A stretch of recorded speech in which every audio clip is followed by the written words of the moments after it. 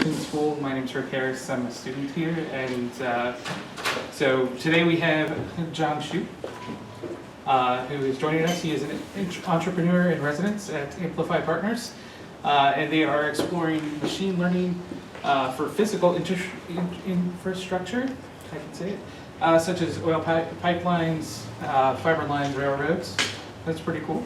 And then prior to that, he built MetroDB, which is a NoSQL data store that's currently scaling Palantir's core systems.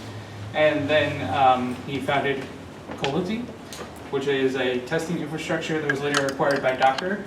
And then he created and led the product and development teams and helped to guide Docker through its first multi-million-dollar deal. So, pretty big resume, and we'll let Rona and Rick, how's it? Interview. Yeah, so, my turn is on.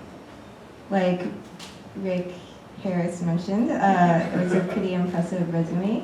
So, but I guess we could start off just by asking you, how did you get into software engineering in the first place? Yeah, well, this is a story that I rarely talk about in public. I originally started software engineering back in high school. Mm-hmm. So there was a course in computer programming that really caught my interest and was a lot of fun.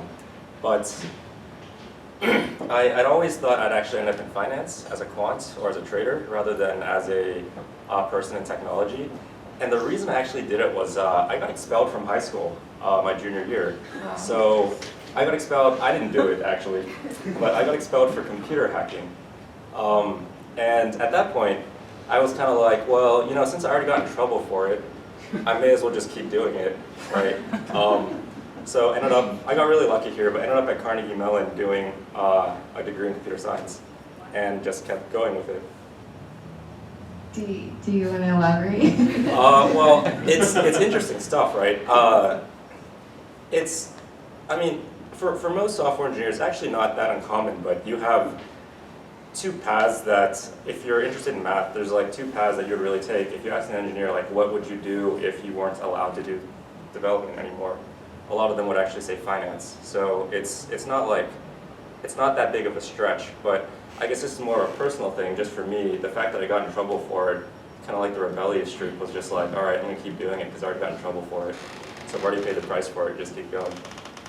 And I did really like that kind of stuff, right? It's the cool part of actually seeing the finished product is always very, very interesting and intriguing. And I remember the first time, so Hello World actually wasn't very interesting to me, but the first time you actually built a UI together, and even something really simple like a calculator, just understanding how it worked was really cool. And then figuring out how to take Microsoft Excel, open up Visual Basic.net from inside of that, and start sending messages to the teacher's screen while she was projecting was interesting. So it's that kind of intriguing stuff that got me very interested. So yeah, Are you for that? It wasn't for that. They actually, this wasn't even computer hacking. So a friend of mine had actually borrowed a flash drive of mine. Yeah. And the teacher let him borrow her computer, and he found some people's grades and whatnot and put it on the flash drive. So that's what they freaked out about. Okay, cool origin story. So I think, you kind of mentioned, you had an interest in finance, and that's actually related to what you're doing now, right? Because you're at Amplify Partners, and you've been doing some angel investments. Can you talk about, maybe a few words about software engineering versus being in capital, and what the difference is or how you decide to make that shift? Yeah, I don't know it's a fair statement that I've actually done some finance, because the financial world is very varied. It's large, right? And so there's things like fixed income, capital markets, and venture, obviously. And venture is a little bit of a different game, or even angel investing in venture is a little bit of a different game than what you would actually see a trader or a broker doing. So I don't know how much I can actually comment on that, but like in angel investing, generally what ends up happening is that some friend of mine that I know either sees something very interesting or is doing something very interesting, or a company that I'm just about to put an investment in was really, I met them like a year ago at RSA, and they are in the container space, right?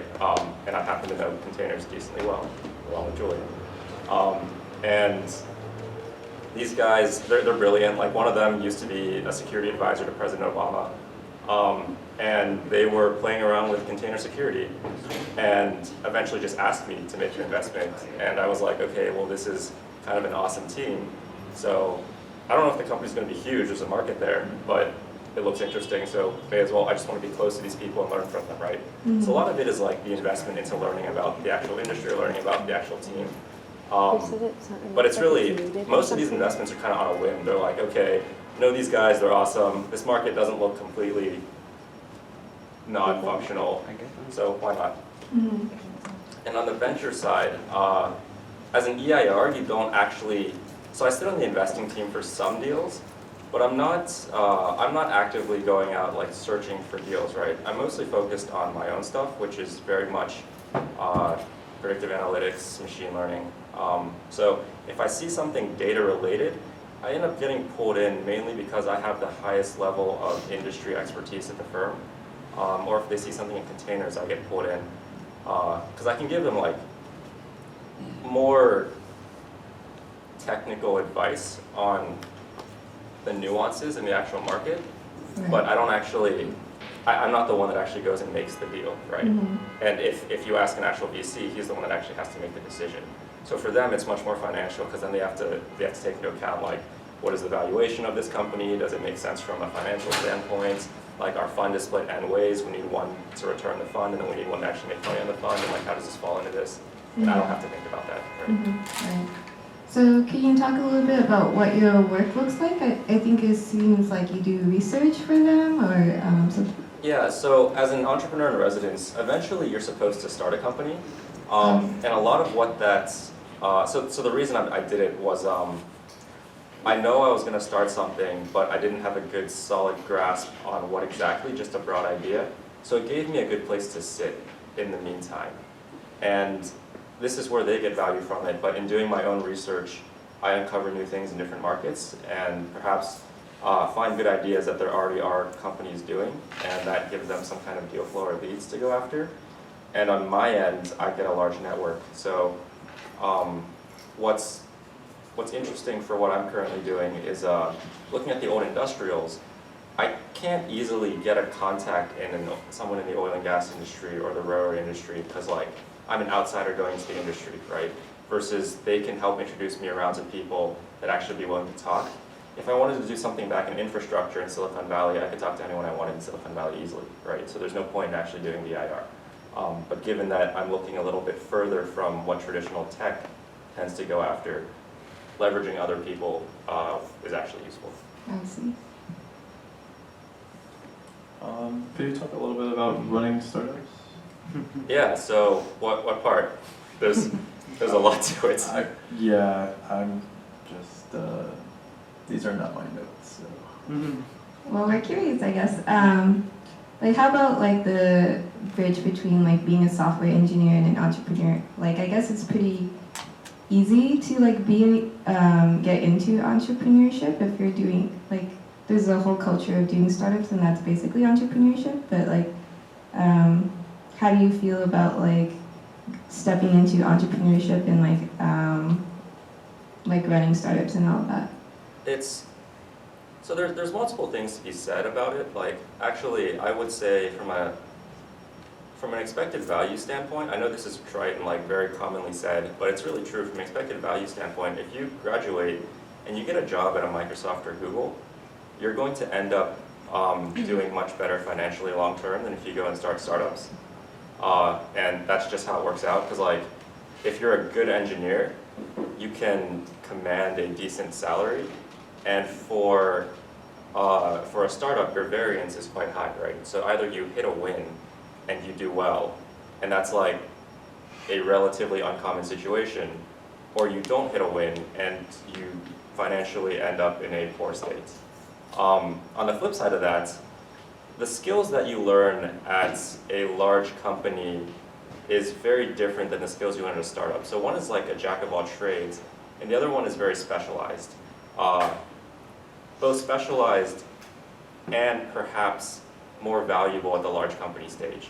So for example, at a Google, if you're a software engineer, so I do backend stuff, so if you're in backend, you'll learn, or even at Palantir you do this, you'll learn how to scale very large systems. You'll become an infrastructure expert on databases, or you'll be a deep learning expert in machine learning. You'll have a very narrow niche, but you'll be like one of maybe 500, 1,000 people in the world that really, really know that niche. And there's something to be said about that, because like when you guys look at your careers or look at where you want to actually go in life, in terms of commanding value and being able to, I mean, like everyone gets a job, right? And basically when you get a job, you're trading services for goods, right? And how you actually do that negotiation is how much value you bring to the table. And when you have a very heavy niche, that's your edge. So a guy at Google who knows an area of deep learning very, very well, actually like Andrew Ng, for example, he went to Baidu, and he was able to be like, hey, I'm one of a few people that know this area of machine learning very, very well. I can command a very, very high amount of value. In a startup, you're basically doing the same thing, but from a different angle. It's no longer a niche for an individual, it's a niche for a company. So you're basically saying like, I as this company know this particular problem space, or this particular area, and can do it so well that you as another company are going to pay me goods for these services. And that's actually, in general, how you end up evaluating a market. So this is where, like, you've probably heard of like market sizing discussions and whatnot. This is where all of that comes into play, is like, all right, what is my angle? What is my area of expertise? How can I actually build something of value to companies? And then why would they actually be willing to pay me for it, right? Mm-hmm. And then in doing a startup, it's actually a somewhat painful endeavor. The thing I think I was most surprised at was how lonely it ends up being. And that's mainly because, like, so when I joined Palantir, it was a relatively small company. It's like 100-some people. But in a startup, in the beginning, there's like 2 or 3, right? Mm-hmm. And you're always in the office working on the same problem, or you're out talking to customers. But the customers are not like, they're not like personal friends of yours, right?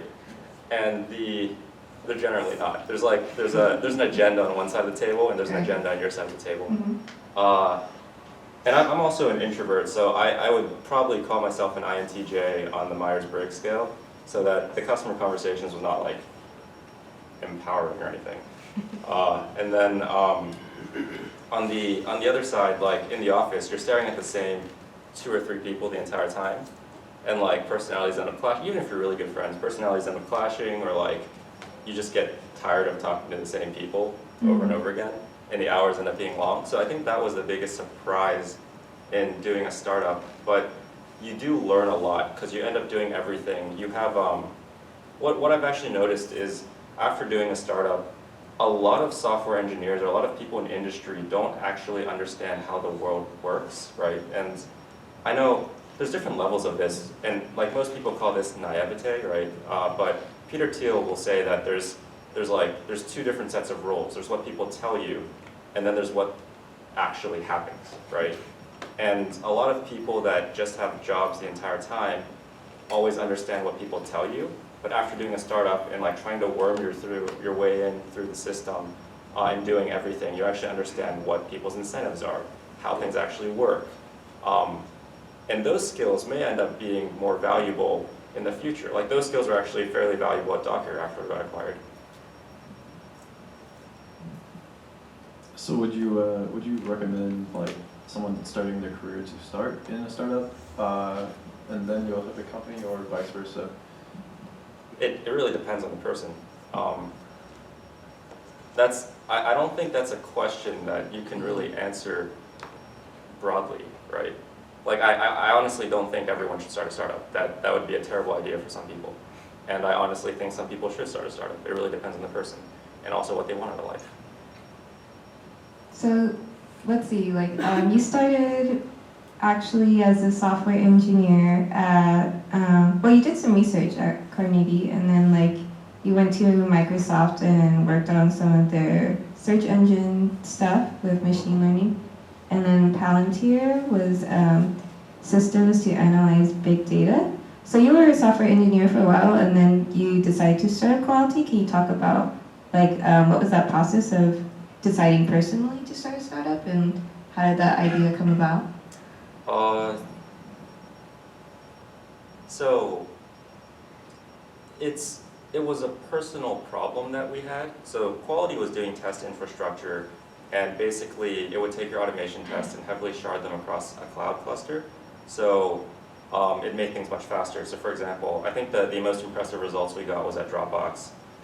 Their automation test went from about 80 some minutes to 6 minutes. And that was actually a problem that we had had at Palantir. So at Palantir, the test suites, so the thing about Palantir, it also ends up being a function of the customer they were serving. But in government, you have a lot of red tape, right? So like, if there's a bug in production, it's much more expensive than if someone like Facebook had a bug in production. And that's why we had gigantic test suites. So it'd take like 2 hours to run the small test suite and about 2 weeks to run the large one. So this was a problem that we had internally. I'd been thinking about it for a while. I'd also been thinking about starting a company for a while because I've been interested in that. And this is probably just like a right place, right time kind of thing, but I ended up in a conversation with one of the board members at Palantir, and we were talking about this problem. He was kind of like, well, if you know how to solve it, you should just go do it. I'll fund it. And that's how me and 2 other friends originally left Palantir to start Koality. So it sounds like seeing a problem maybe is a theme. That's cool. And then like knowing the solution for it. Do you have any other questions, Rick, or should we start opening it up to the audience? We should cover this. Okay. Does anyone have any questions?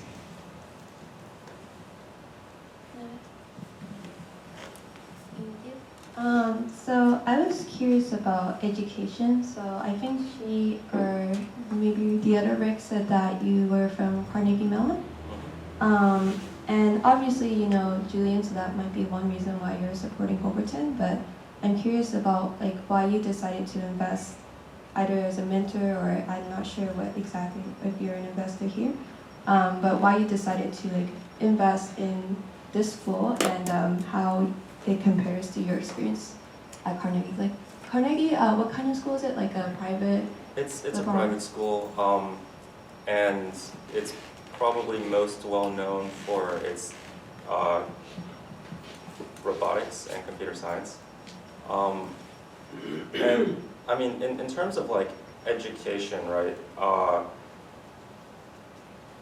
There's a few things that in society gives the most leverage to society. One of them is energy, right? If you look at history, the highest standards of living changes happen whenever some large breakthrough happens in energy, right?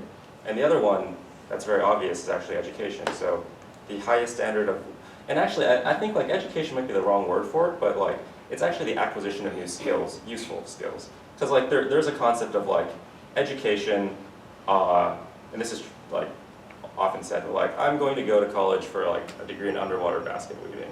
And sure, you're going to call that education, but that's not a useful skill that you're acquiring, right?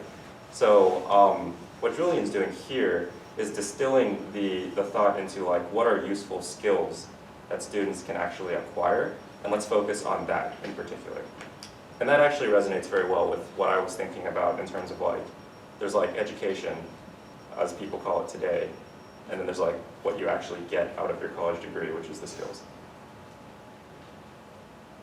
And I would also say though that that is also very specific, or not very specific, but that is more true in technology than it is in other fields. Because if you look back in management consulting, or you look into finance, sometimes the degree is what matters and not the skills.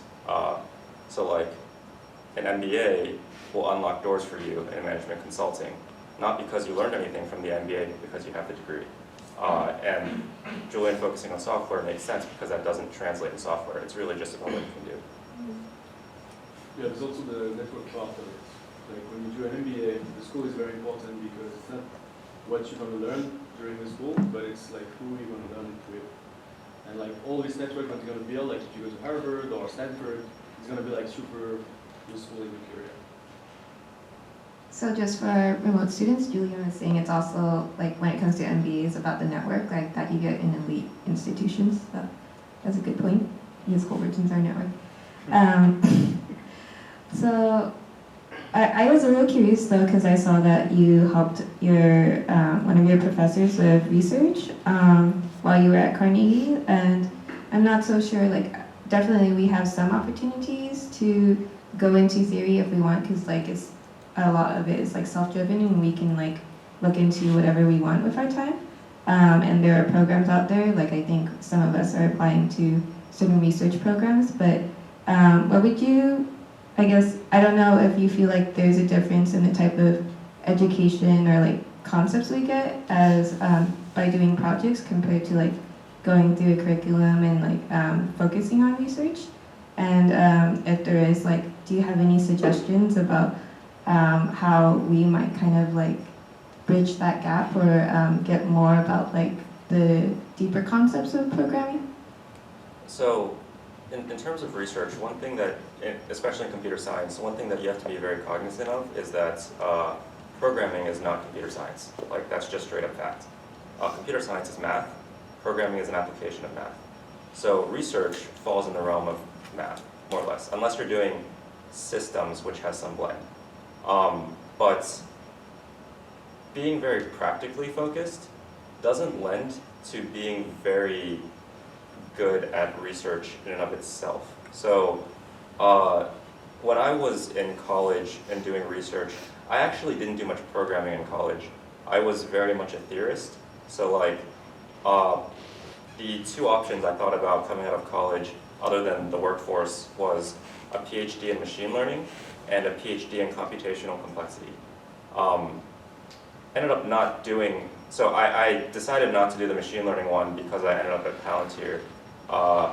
But the computational complexity one, that's like very, very heavy math. Like, even mathematicians, only if you're like a computer scientist do you find that kind of stuff that interesting. And the reason I didn't do it, right, was because if you look historically, computational complexity theorists, they like have a breakthrough by the age of 27, and if they don't, they're never going to make it, because those people are just brilliant. And I was like, I'm not that brilliant, right? But in terms of doing research, you really have to be interested in like research, and you really have to be interested in the math and the grit behind it. And really, you probably are going to become a professor if that's your calling, right? So there's a lot of people that end up doing PhDs and never actually use the PhDs. And some of it, in some respects, this might not be fair, but I kind of feel like it's a bit of a waste of time if you do that. And the best way to actually get into research is not in the practical application side of things, but in reading the papers. So like, you find a topic you're very interested in, you read and understand the papers very, very well, and you start thinking about like how these papers blend together, how the math comes together, and what does that mean? And then at some point, you realize that like there's an angle that somebody missed here. And I know it doesn't like, it's not very specific, but it's kind of funny. You see that XKCD where like there's a giant circle, which is like, this is all of the knowledge in the world. And then like it zooms into the very, very edge of the circle, and it's like, you push at the edge of the circle, and there's like this very, very tiny, tiny bump when you zoom in, and you know everything about that bump. That is your PhD. And that is actually true. Like, that is what a PhD is, right? That is what research actually is. So if you guys are interested in research, the fundamentals of programming are probably useful to you, but learning how to be an amazing software engineer is likely not. And if you look at the research that comes out, like AmpLab at Berkeley is actually one of the most interesting research labs because they write full-scale systems. They write Mesos, they write Spark. But even, I was there last week, and even now, they've kind of pulled back on that, and they're no longer writing any practical applications because honestly, like the professors are saying, the point of research is to make publications and push forward human knowledge. It's not to make anything useful for the world. Like that's just not what the point is. So, and the human knowledge can be translated into something useful in the future, right? But shipping the product is not the point. So in the future research that they're doing, they're going to be writing, rather than large scalable systems, they're going to be writing proof of concepts that show like this paper, this research that we did in systems actually can be translated, or like this particular algorithm in deep learning does have applications. But we're not going to actually make those applications happen, right? And that's something you have to be cognizant of. So if you want to do applied things and do practical things, it's very useful to focus on the project aspect and actually doing aspect. But if you want to focus on the research side of things, you have to just recognize you're going to move away from that and you're going to end up doing more theory. That's not necessarily a good or a bad thing. It's just something to be cognizant of. Mm-hmm. Does that make sense? Yeah, but I was wondering, like, coming from like a background where I guess like you were more educated about theory, do you feel like it helps at all for like being an amazing software programmer, or is there more Nope. like to just Not at all. they don't? It's not at all.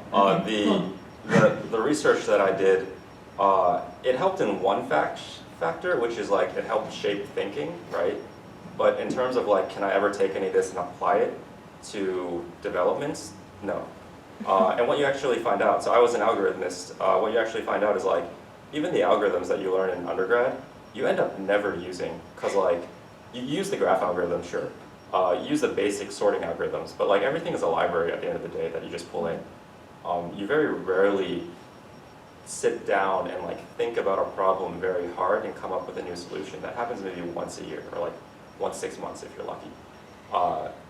And it's really like the composition of systems that is the common factor in software engineering, right? And this is like, I'm being a little bit, I'm generalizing a little bit here because there are edges. Like if you go into the MSR part of Microsoft, you're going to be doing research, or if you go into like the core of Google search, you're probably going to be doing some heavy algorithms there. But most of the software engineers at Google just are writing systems, right? So it does help to have a background. It helps to know about these things so that you can like pattern match and apply when you need it. But it's not as direct of a one-to-one application as you might expect. Any other questions?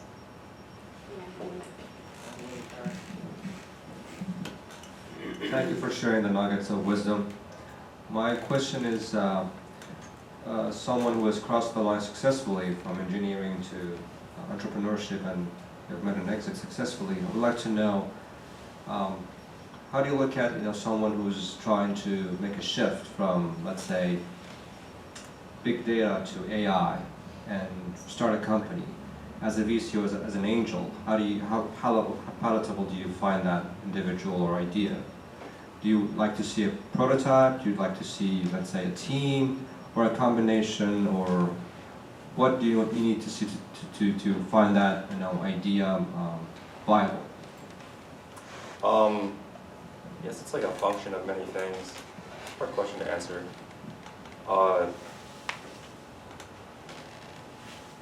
The first part is, well, the one thing to keep in mind, I guess, is like, at the end of the day, you always end up betting on people, so that's always important. And the reason for that is,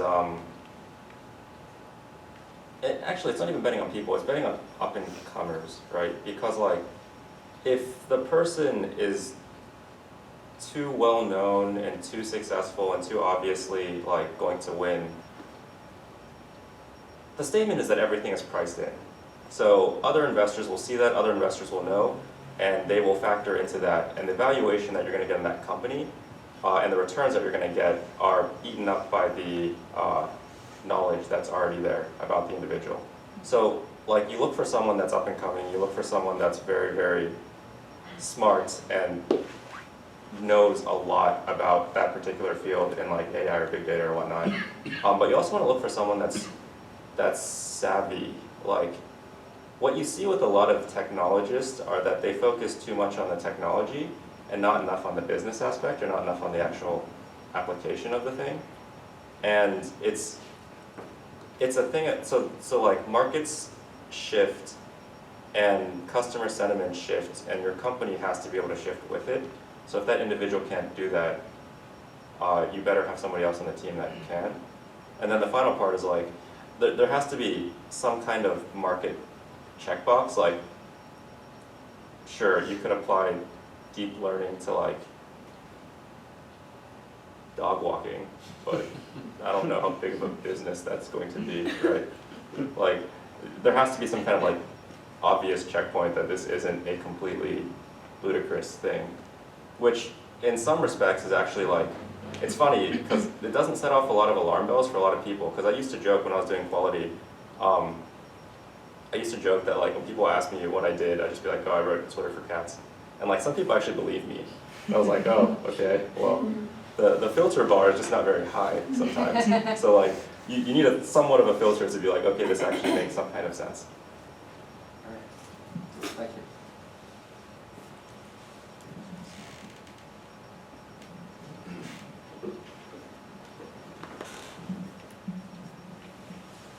In terms of companies that you see that are working on the industrial Internet of Things, are you finding them coming from more urban areas, or I'm really interested to what extent they're coming from, I guess, less obvious places that need to innovate around infrastructure? So what's been interesting here is that you very rarely see that many Silicon Valley tech companies go at the problem in a way that really makes sense. Like, they can build maybe an IoT platform, maybe some kind of data analytics tool on top of it, but there's a go-to-market challenge in most of these industrial problems that they tend to miss. So most of the companies you see that actually have contracts come up from the inside. So which means the technology is actually not as great, but there's like an industry insider that is an expert that has seen the problem firsthand and built something. Or like GE, for example, has the Predix platform, which is complete snake oil and doesn't do anything. But they can actually get contracts because they already have contracts with a lot of the plants out there. And the other model I've seen work effectively is consulting, which doesn't lend itself to a good startup per se, but I've seen value being added on a consulting basis for these IoT devices, where like a company will come in and do a very specific project for one thing and then leave. And I think a function of this is just like, if you spend time here in the Valley, you end up seeing that people here are actually very open to having conversations with you and sharing knowledge and talking. In other industries, it's not really quite the case, right? People end up being a lot cagier, they're very distrustful of things. Some of these guys are not educated in data, right? So when you talk to them about data, they don't quite understand it, or even if they do understand it, they don't trust it to the same extent. So for example, like, it's a funny conversation I had with a guy in oil and gas where there was machine learning applied. It was for fracking, which they don't use anymore because oil prices are low. But they basically had determined a way to use machine learning to space the fracks in a more optimal manner, but they didn't use it. And I was like, why don't you guys use it? And he's like, oh, because empirically it's true, but they can't explain the physics behind why this works. And because there's no explanation of physics, like, we won't use it. So it's like the understanding of these nuances in the industry is probably why you see more companies actually come up from the inside than from the outside, right? Because like in this particular example, the outside gave them a better solution. Like empirically, this is true. But the inside, the companies still won't use it because you're not solving, or you're not showing them the answer they want, which is like a reason for it. So to answer it tritely, it's industry nuance, and going from the inside is easier to navigate those nuances. And old industries have more catch points. So would you say it's more what you see tends to be more focused on industry than, well, not really location, but type of location? It's more focused on vertical rather than horizontal, right? So like, it's very rare to see. So for example, like Docker is a product that you can ship anywhere to any company that has IT, right? It's very rare to see that in machine learning and IoT. It's more like, I have this particular platform, it applies to pharma. Or like, I have this particular thing, it applies to this particular industry.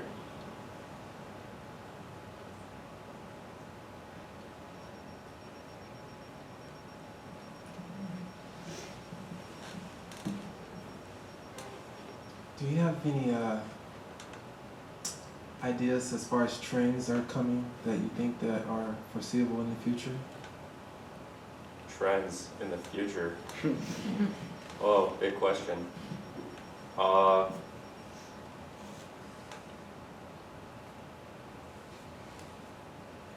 mean, a lot of the trends I can say broadly, you've probably already heard. Like, okay, I'll tell you one contrarian view. Everyone thinks self-driving cars is going to be here in the next like 5 years, right? I'll say that I don't think it's going to be here for the next 15 years, and it's not because the technology is not going to be there, it's because the government's not going to move fast enough. And like this, so I've actually dealt a lot in government. I ran the government deployments for Docker. I did stuff with government at Palantir.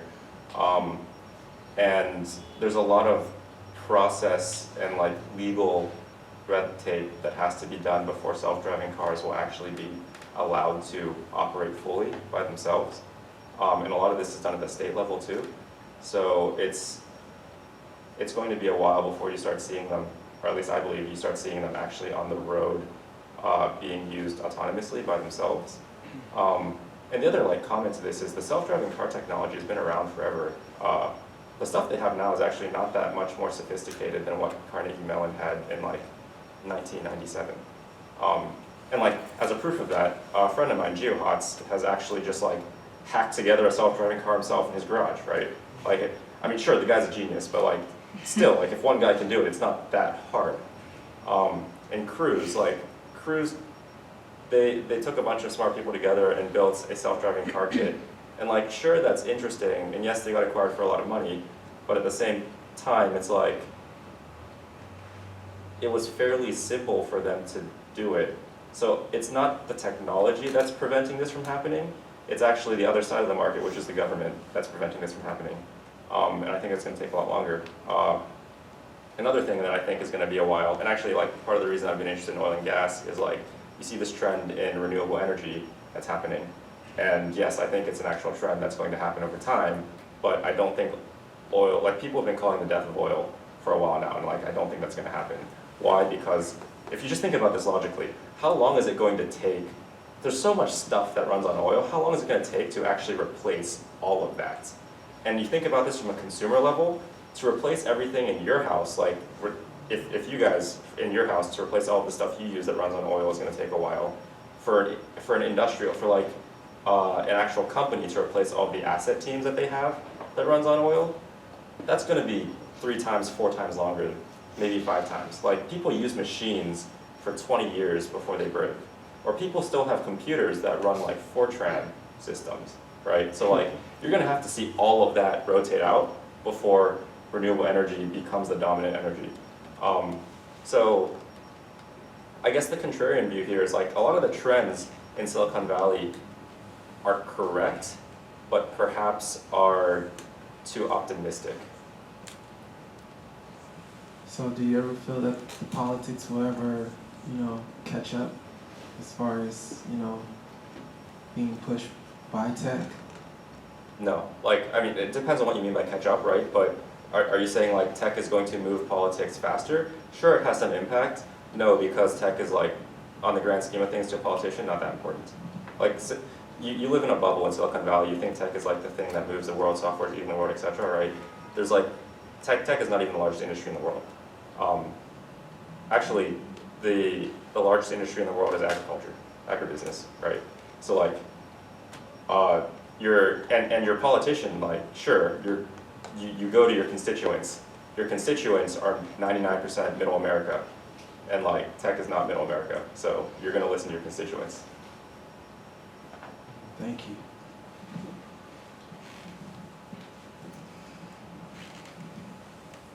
Were you gonna ask something, Lorna?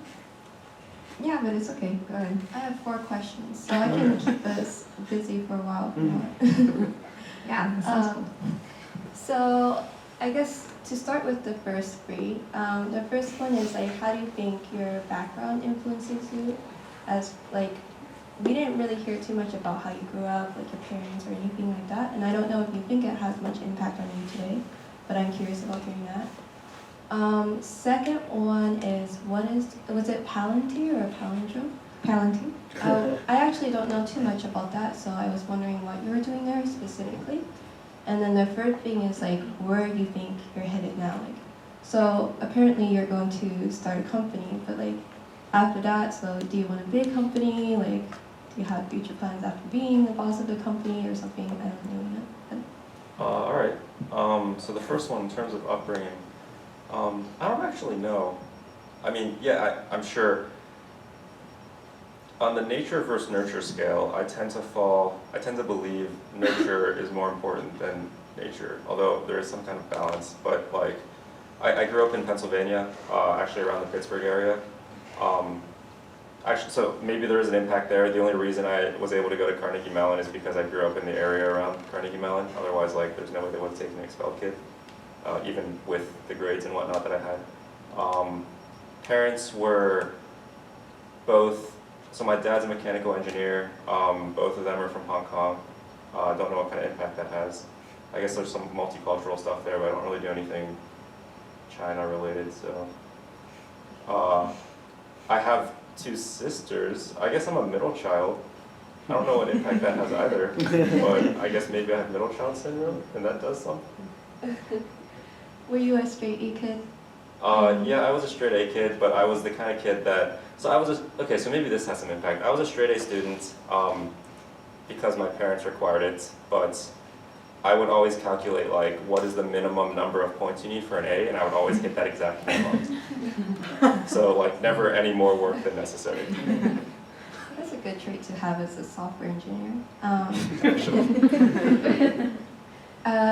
There was something else I was thinking. Okay, but did your parents push you towards a certain career? Like, you said you had an interest in finance. Like, where did that come from? Yeah, the interest in finance was actually just because like, you see the stock market, right? And like, you see how it moves up and down, and you see how people make lots of money on it and don't make money and lose lots of money on it. And a part of you is just like, this is something that seems, it's either a random walk or it's calculable, and if you can calculate it. So I guess this is an innate personality. I really like arbitrage. So it's like, okay, there's a market, this is an obvious place for arbitrage if you can. Can you explain what arbitrage is? Yeah, so arbitrage is basically being able to look at something and like see that its value is incorrect and profit from that. So for example, like, you could do this on the Bitcoin exchanges back in the day. I actually had a friend that made a good bit of money on this. If you looked at Coinbase versus like MTGOX or whatever, one of them would value Bitcoin at X and one of them would value Bitcoin at X minus Y. And you just buy from one and sell the other, right? That's like a pure arbitrage.